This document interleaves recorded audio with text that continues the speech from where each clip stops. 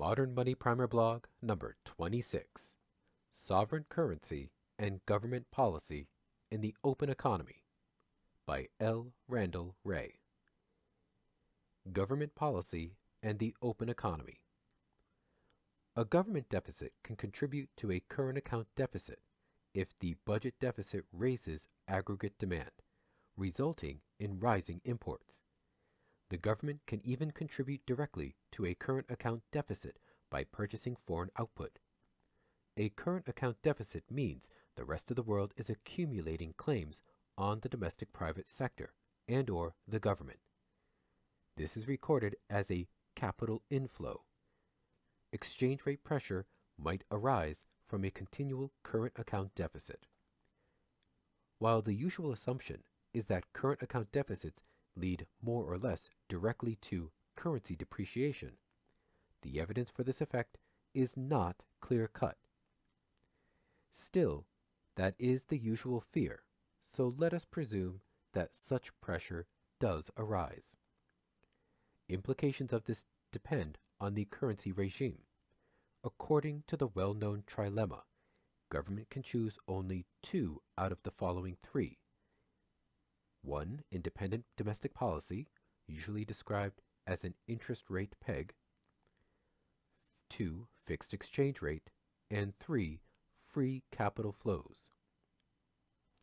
A country that floats its exchange rate can enjoy domestic policy independence and free capital flows. A country that pegs its exchange rate must choose to regulate capital flows or must abandon domestic policy independence. If a country wants to be able to use domestic policy to achieve full employment through, for example, interest rate policy and by running budget deficits, and if this results in a current account deficit, then it must either control capital flows or it must drop its exchange rate peg.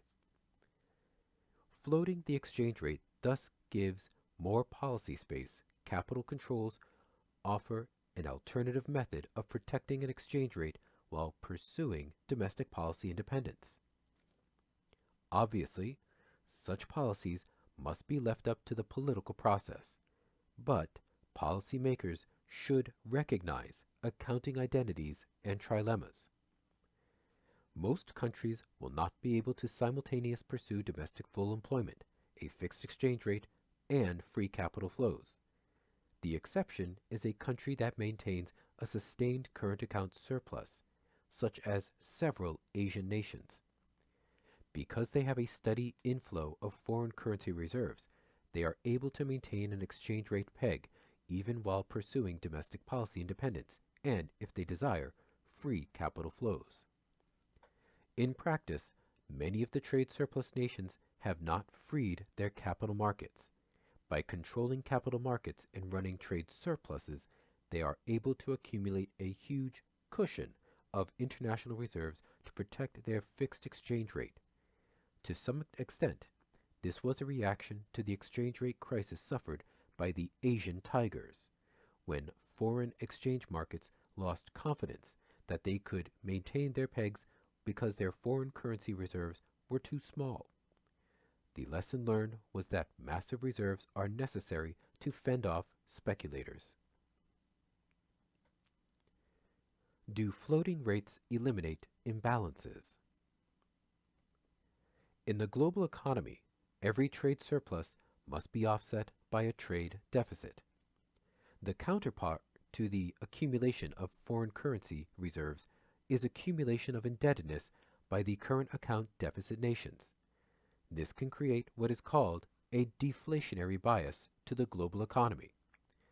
Countries desiring to maintain a trade surplus will keep domestic demand in check in order to prevent rising wages and prices that could make their products less competitive in international markets.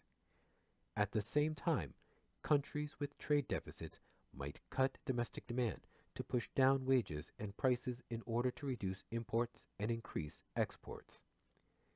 With both importers and exporters attempting to keep demand low, the result is insufficient demand globally to operate at full employment of labor and plant and equipment.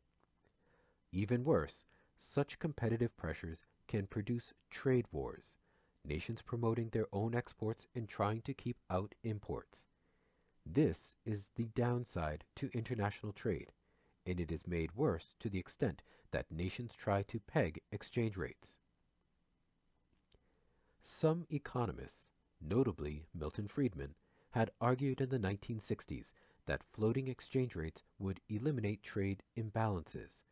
Each nation's exchange rate would adjust to move it toward a current account balance.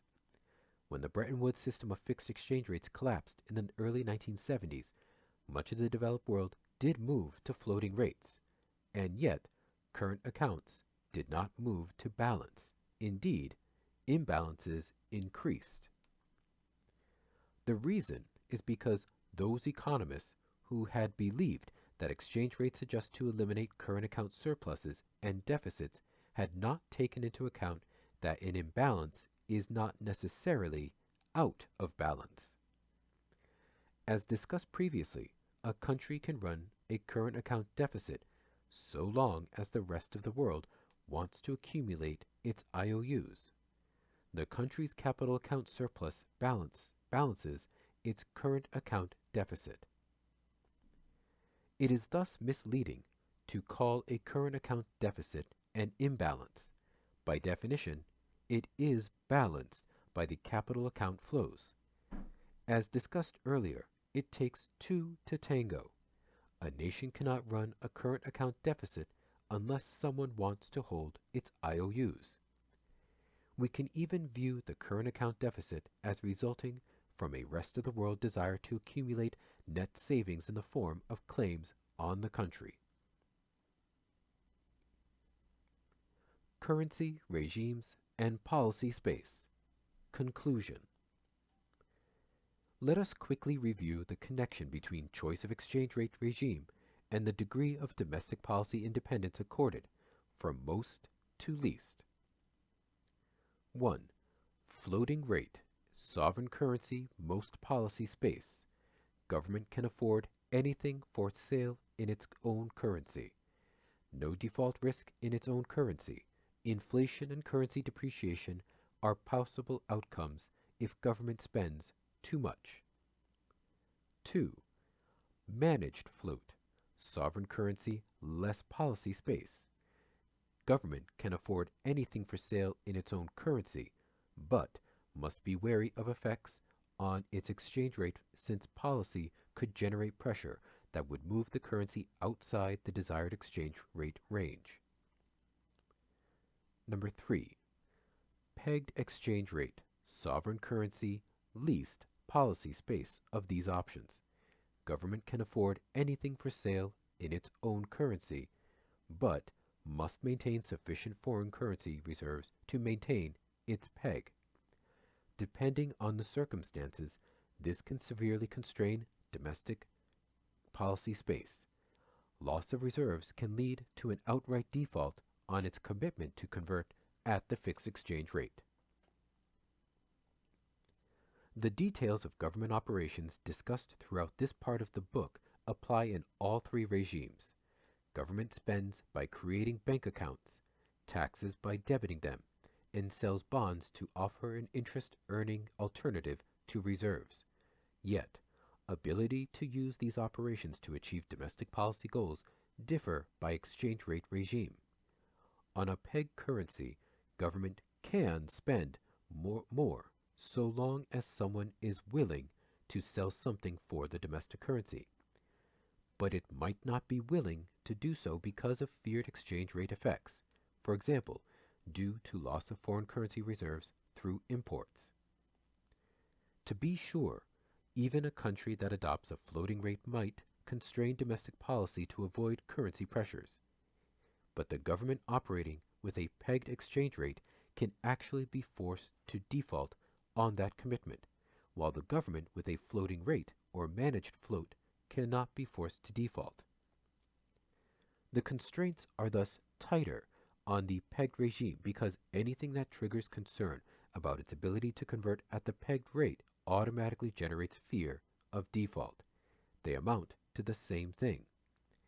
The fear can lead to credit downgrades, raising interest rates and making it more costly to service debt. All externally held government debt is effectively a claim on foreign currency reserves in the case of a convertible currency, where government promises to convert at a fixed exchange rate. If concern about ability to convert arises, then only 100% reserves against the debt guarantees there is no default risk. Domestic claims on government might not have the same implication since government has some control over domestic residents. It could, for example, raise taxes and insist on payment only in the domestic currency. Next week, what happens if a country adopts a foreign currency? Hint: look at the pigs.